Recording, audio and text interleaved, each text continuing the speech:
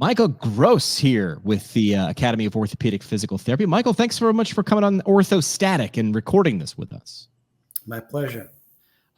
People often nervous. Before we hit record, we talked about knowledge being power, and people in that inquisitive point before deciding to do a residency. Should I do it? Where should I do it? Why am I doing it in the first place? They get a lot of these questions from colleagues, from friends and family. So the goal really is, you've got these 7 things you need to check before we apply for that PT residency, or a checklist, I should say. We see these lists in supermarket checkout counters. The 7 things you should do to get that beach body, right? So we're gonna throw the beach body out. We're gonna look at the things that you need to check before applying for that PT residency program. All right. So why don't we'll kick it off. The first thing that you think on the list is, you got to do your due diligence, accreditation, and credentials. That's got to be off the bat. That's the very first thing you've got to do, according to you. Why is that? I mean, it seems obvious, but well, it's a big decision. Number one, because if they're a new graduate, they could go out and get a great job with a full salary. Yeah. So they're possibly thinking of doing a residency where they're not going to get a full salary. They've had to go through an undergraduate program, right? And they may have taken out loans for that. They've gone to physical therapy school. If they've taken out loans for that, they may have a huge financial debt on their hands. So to be prepared academically at this point, as a new graduate, to go out and make a full salary, and now they're thinking of not getting a full salary because they want some further education. Now that's a big decision. So really, a self-assessment sounds like it's first, which is, do you understand the physics of this game and what you're doing, what it's going to entail, what it's going to cost in terms of money, time, effort, things like that. So really, it sounds like it starts with the person, the self. Yeah, they may not realize that they're not going to make a full salary when they do a residency. A lot of times it's like 2/3 salary or something like that. You don't want sticker shock that way. No. So then, if they're going to make that financial sacrifice, and they haven't just felt like, okay, I cannot go to school anymore, right? Sure. They're gonna punish themselves with some more education. They want to know that the program is accredited, because for most of them, the end goal is to sit for the orthopedic certification specialty exam. And they need to go through one of the routes to enable that, it's not the only route, is to have completed an accredited orthopedic residency program. And they can do this a couple ways. They want to know that it's accredited. Sure. And how can they do that? I know they can ask, right? They can ask the program, but a lot of times they'll have that. That's one of the things that a program will have on its website in the materials, correct?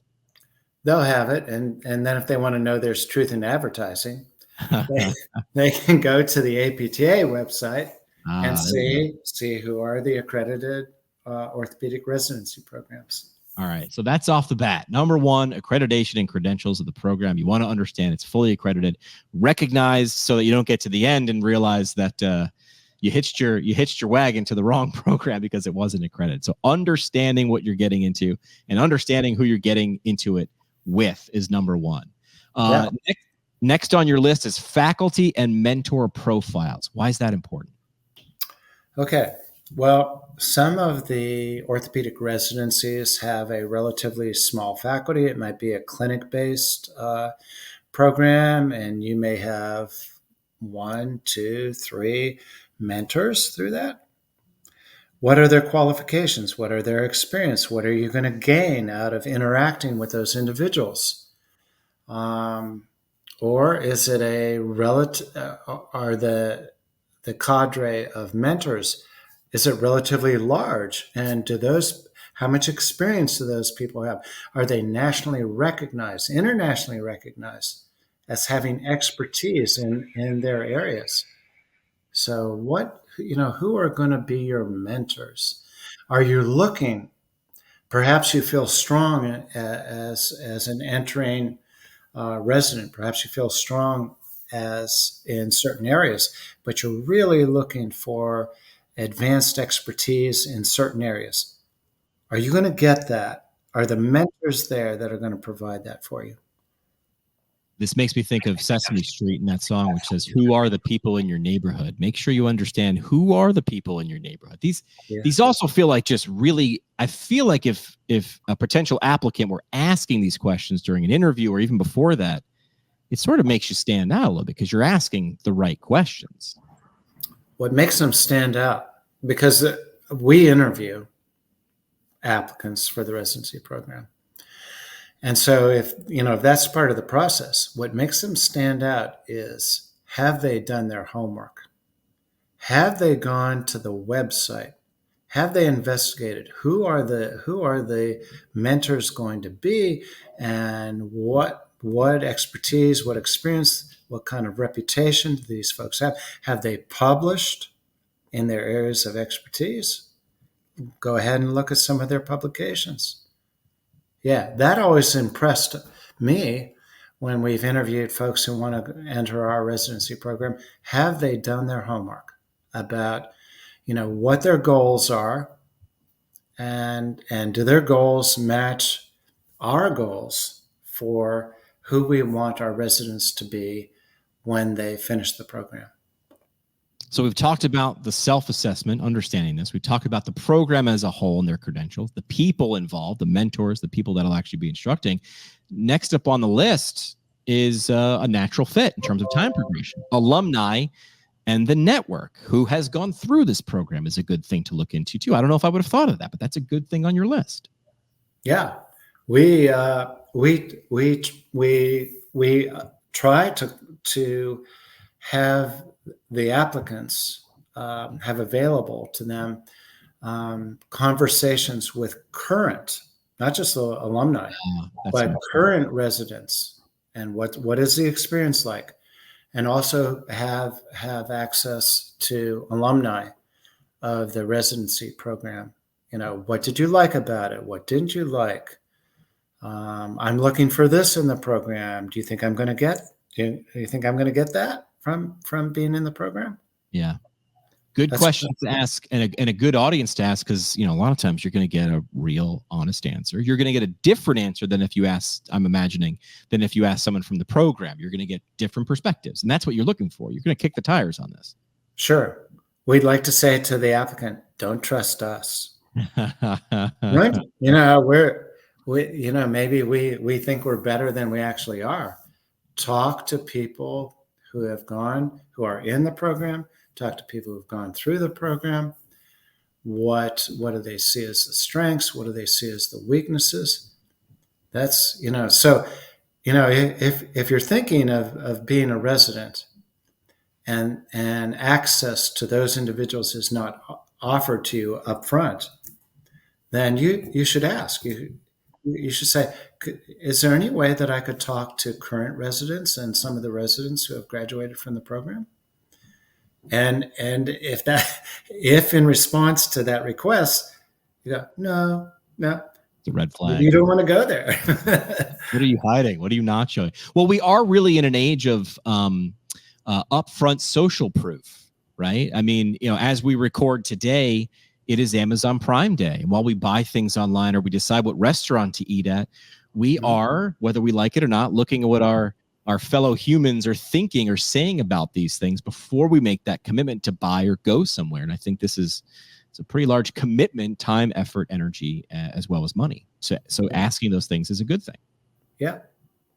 Absolutely. All right. After alumni success and the network, now we get on something a little bit more specific, but not to be overlooked. Again, you don't want to get into a program and realize that, this isn't actually what they're focused on. So your next on your list is ask about or look into the program focus and specializations.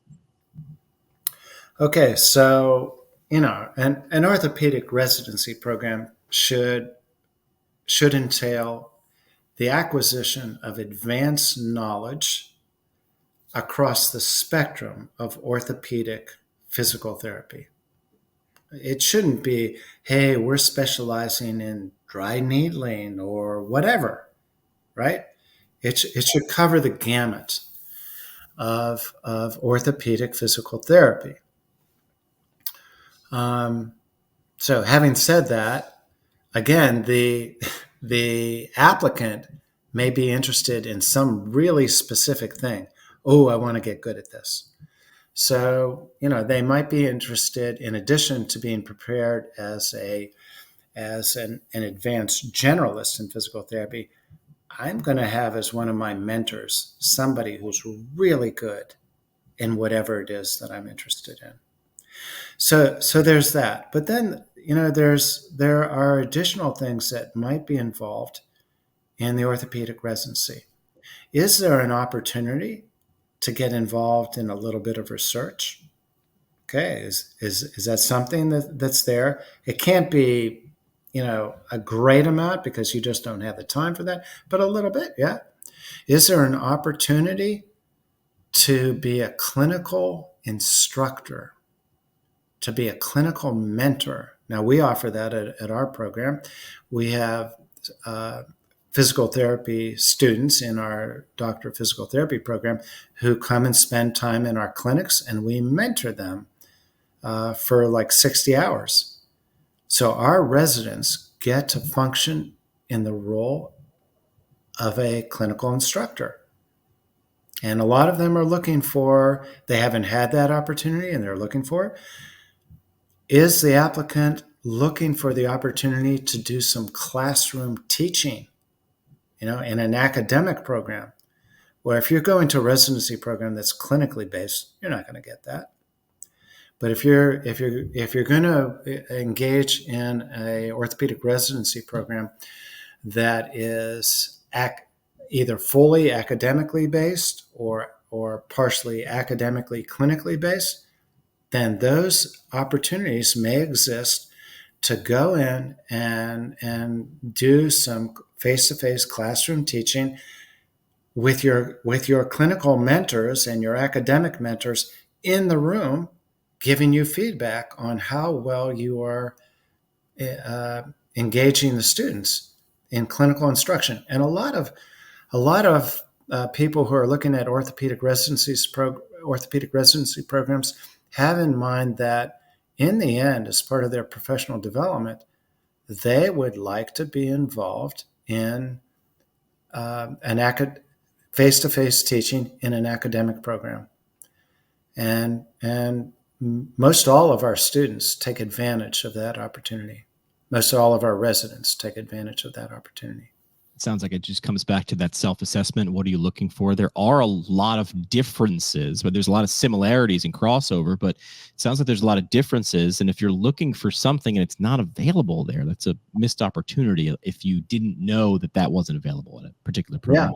Yeah. I would say, one more thing that we offer to our residencies is we have a pro bono clinic where we provide free services to folks who don't have insurance. And our faculty, our mentors for our physical therapy students who are engaged in that. We have the oldest student-run pro bono clinic in the United States at the University of North Carolina. And we have physical therapy offered at that clinic, medicine. So medical students are there. Pharmacy is there, and a few other disciplines. And the students run the clinic, and our faculty are there to provide mentorship. So that's another thing that has attracted some of our applicants to our residency program. Yeah. Again, what you've said about what are you looking for, and maybe they're not looking for that, but when they hear that's available, they go, "Oh, I'd like to become involved in that." I've heard that there are 3 L's in real estate. It's location, location, location. But Michael, you say the next thing on your list is 2 L's. It's location and lifestyle. So it's where you are, but really, what is that place in the country? Because you're going to be spending a significant amount of time there, depending on the program. You should understand not only what you're getting into, but where you're getting into, location and lifestyle. Sure. Just to be clear and to be straightforward here, I had 2 lists of 7 questions that were sent to me. Oh. And it was a forced choice. I had to pick, well, which list would you like to address in this opportunity? All right. So the next item on the list that I selected, right, was location and lifestyle. So yeah, it's like I've always wanted to live in that area. Okay, there's a residency available there. I have family there. Mm-hmm. I'd like to be there to have a support system or to be able to engage more easily with my family. And then, what's lifestyle? What's my quality? It's going to be at least a year long experience, maybe a little bit longer. I'm not sure about how long some of the other programs are. What's my life going to be like outside of the clinic?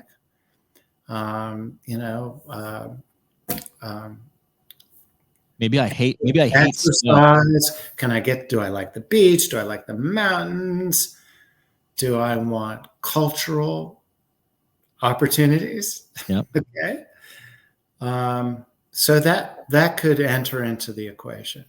It went into the calculations, but I did get into PT school somewhere. I won't say where, but it did have a significant amount of snow, and I had done that in undergrad. So when I got into another program that was a little bit south of the Mason-Dixon line, I went that way because I said, I've experienced this. If I'm going to do a program for a couple of years, I'd like it to be a little warmer. But hey, if you want to ski, you got to go where the snow is. And if you want to, be in the warm, you got to go where the warm is. So location. You're going to have at least one winter. Correct. That's correct. What is winter like? And how do you like winter? That's a good question. Next on the list, it sounds like we talked about it earlier, but feedback and reviews. This is like insights from past residents. We sort of touched on that already. So, I think that's on the list. We sort of mentioned it under asking alumni networks, but it's good. It's saying asking smart questions to people who've already experienced that particular program and what did they maybe like or get out of that, and seeing if that matches your expectations. Yeah, and you might also ask, as you're talking to those folks, current residents and alumni of the program, you might ask, how responsive is the program, the mentors and the program in general, how responsive are they to feedback about that they receive? Do they request feedback? Wow. Yeah. Do they even request feedback? We do. We always do exit interviews and we gather feedback and we try to make changes if we think the changes are appropriate based on that feedback. So did you have ask those folks, did you have an opportunity to provide feedback about the experience?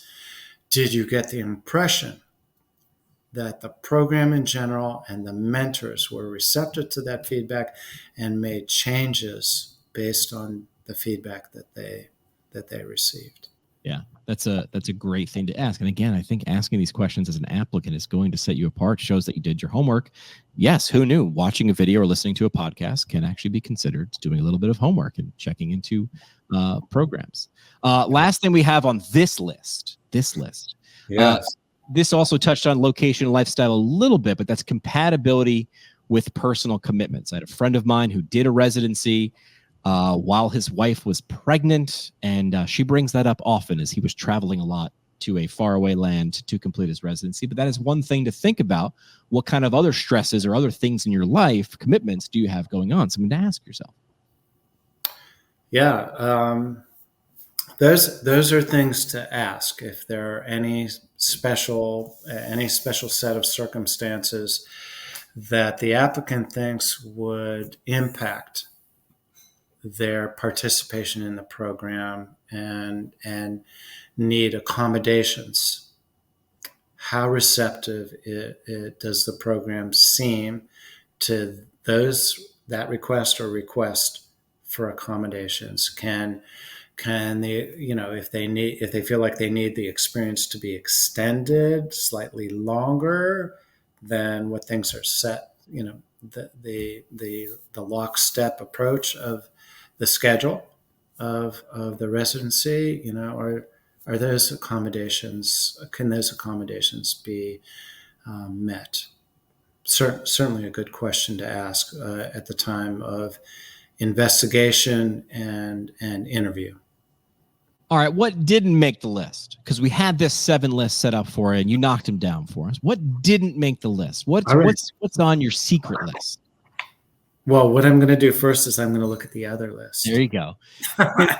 How long have you been working with residents at University of North Carolina? What's the timeline? We didn't set that up for the audience. Oh, I'd have to go back and look at my CV. I want to say we've been in existence about 12 years. And I think Sharon Klinsky, who's the I think associate editor of, she asked me to do this in the first place because I have been the lead mentor for one of the modules of our program, which requires that our residents submit for publication a case report. Yeah. And we feel, and so she asked me, would you be willing to talk about why you think that's important? So that wasn't on the list. Well, so why is a case report important? Why do you think that's? Well, that's a good question. Thank you for asking me that. Thank you for telling me what to ask. I like that. So we hope that graduates of our residency program will be leaders in the area of musculoskeletal physical therapy. And as part of that, if they're working in the clinic, which most all of them want to continue to do, whether they're doing some academic teaching or not, they want to be in the clinic. We want them to be capable to communicate with the rest of the musculoskeletal physical therapy community about special cases that they have seen that maybe other therapists would see rarely, so that our residents can educate the community on, hey, this is something you may not see very often, and I've really dug into the literature, and the literature, I use the literature to base my clinical reasoning on to achieve, hopefully, a good outcome. We want them to be leaders in that regard. We don't want them to just be leaders in the clinic or in the classroom, but we want them to be able to demonstrate some leadership in that regard. And if you've never gone through the publication process, it's, there's a learning curve there in terms of writing up the report and being able to, they don't even realize what's involved in the process before doing this. So here's how you write it up. You need to follow the instructions to authors. It's not going to be accepted like that. Never. How do you respond to feedback of the reviewers? Yeah. And how do you, in the end, achieve success and get the information, success being get that information out to people, therapists and their patients who may benefit from that information. So, maybe you want to ask, is there an opportunity for that? Is it, I talked before about, is there an opportunity to engage in research? Maybe you're just, an extra set of hands in the lab, and you're helping with data acquisition. But there's not much more time for things like that. But here's an opportunity. You're going to be a clinician. We're trying to train you to be an elite clinician. And we think part of your responsibility in that regard is you see something special and you figure it out, right? Based on the literature, and you achieve a good outcome. Help other people learn. by doing the reports. Can you communicate, which is a very valuable skill? Oh yeah. Scientific writing is a different animal. Yes, absolutely.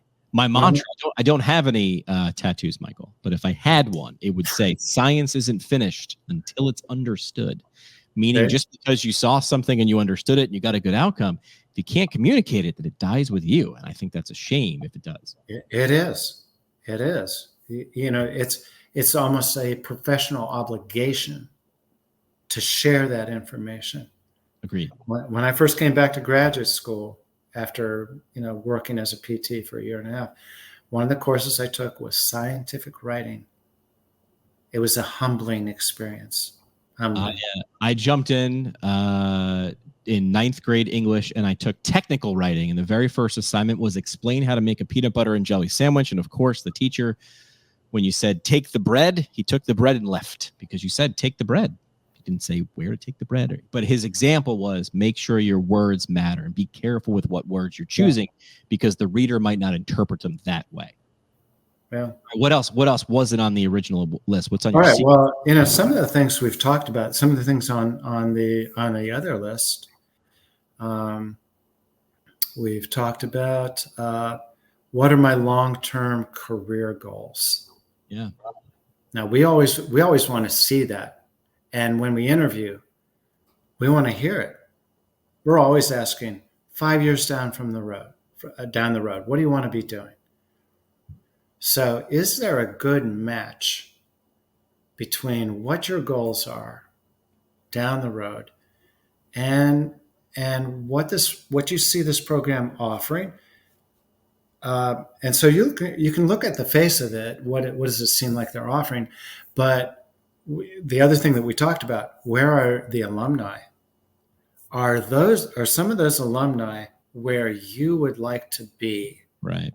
5 years down the road, they were able to do it. Okay. Maybe I can do it as well. Let me ask you this. Is it a red flag if you ask an applicant, where do you want to be in 5 years? And they say, I'm not 100% sure. Is that a reason to say, then this isn't right for you? Or what's your thoughts on that? Well, I can only speak for myself. Right. And that's okay. I would probably say, I'm not sure you're ready. Come back when you're prepared to answer that question. Because it's a really big commitment financially, time-wise, all those, time, effort, money. It's another year. Yeah. Now the advantage, a big advantage here, some people would argue that a new graduate 1 year down the road is comparable to a new graduate who's gone through a 1 year residency program. Now, I would say if they've gone through a 1 year residency program, that's a really good program, that's targeted toward their specific needs, I would say no way. I'd like to use stronger language, but this is an open communication here, so I won't. I would say no way. Because if you go through a residency, a good residency, then the mentors who are operating that program, they have expertise in all these areas. They have created didactic modules where you read what they think are the most important papers in each area. And you contrast that with a new graduate who's on their own for 1 year, who has to struggle to find those papers. Did they really find the most important information? The didactic stuff is like organized for you. It's like a gift. Here you are. We think. Now, let's assume it's a large cadre of mentors who are really experienced. And you can tell that by looking at their CVs and all of that. Okay, these people know their stuff. They've published some of the important information in all these areas. They should know what's important. And they're going to prepare it all for me and give it to me, and I don't have to go looking for it.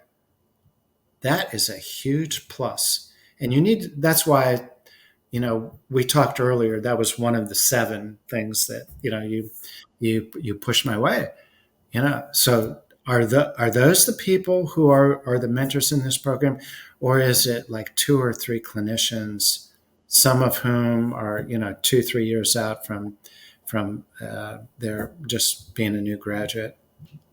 Yeah, that's a great opportunity, and maybe you decide a 2/3 salary is worth it to get that opportunity for all that knowledge.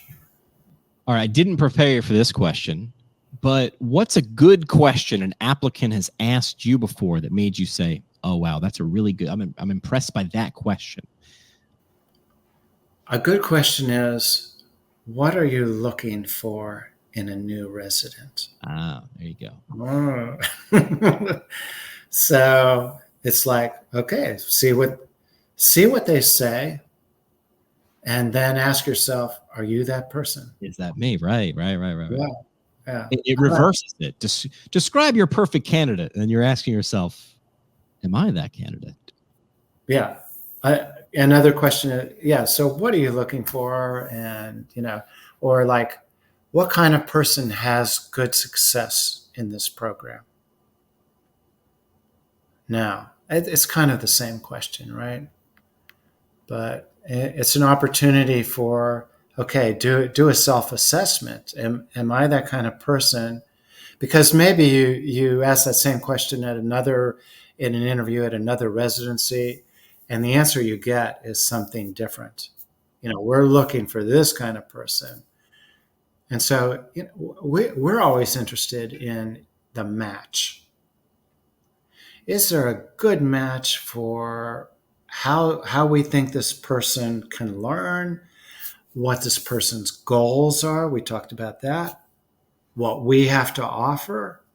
The last thing we want is a resident to go through the program and they're disappointed because they didn't get what they wanted. We want a good match. When everybody achieves success, it's a good match for the program. It's a good match for the resident. That's the measure. Yeah. All right. Last thing we do on orthostatic is called words of wisdom. Is there a particular piece of advice, a quote that maybe resonated with you, or what's one set of words of wisdom you'd want to leave with someone who's going through these steps and saying, okay, these are the things I'm going to ask these questions. What would you say to that person who's deciding, do I do a residency or not? I think it's a lot of what we've already talked about. It's like, what are you looking for?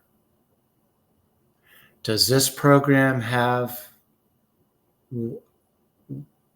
all things that would help you get where you want to be? Otherwise, don't do it. Yeah. Can you get where you want to be on your own with experience? Because you're so self-motivated that you're gonna chase down all the information in the literature, or do you feel like you need assistance? And not just the assistance of the knowledge, but the hands-on skills. A lot of people are looking, they're new grads, they didn't have that much opportunity to learn the manual skills of intervention, the manual skills of doing the exam, and if you're feeling lacking, and just about unless the new graduate is just full of themselves and doesn't have a really realistic assessment of their own skills, they all feel like inadequate. Sure. They go, oh, I'm not good enough yet. I don't, I just want to know so much more. But for a lot of them, it's like, okay, you went through you scratched and clawed 4 years of undergrad. You have financial debt. You went straight into a PT program for another 3 years, and you're exhausted. just exhausted from being a student, and you want to break in that. A lot of times, I think it's a good idea for a new grad to go out and practice for a year or two. Gives them an opportunity to learn what they don't know and to come up with clinical questions that are plaguing them, for which they would like answers. And then it better prepares them to do the self-assessment of, what do I feel like I'm strong in? What am I looking for to advance my knowledge and hands-on skills? And better prepares them to investigate the various residency programs to see which programs will meet those needs. That's it. I'm sorry it took me a while to get there. It's called words of wisdom. I didn't say how many. You could have lots. Yeah. All right. Yeah, there we go. Thank you for running through that checklist. I know a lot of people, especially the next couple of months, will be thinking about this. It's that time of year. Glad to have some insight from somebody like yourself, Dr. Michael Gross, from the University of North Carolina School of Medicine, Department of Health Sciences and Physical Therapy. Appreciate you taking that time and sharing that knowledge and those words of wisdom with people about considering taking that leap for a residency. Jimmy, thank you for the opportunity.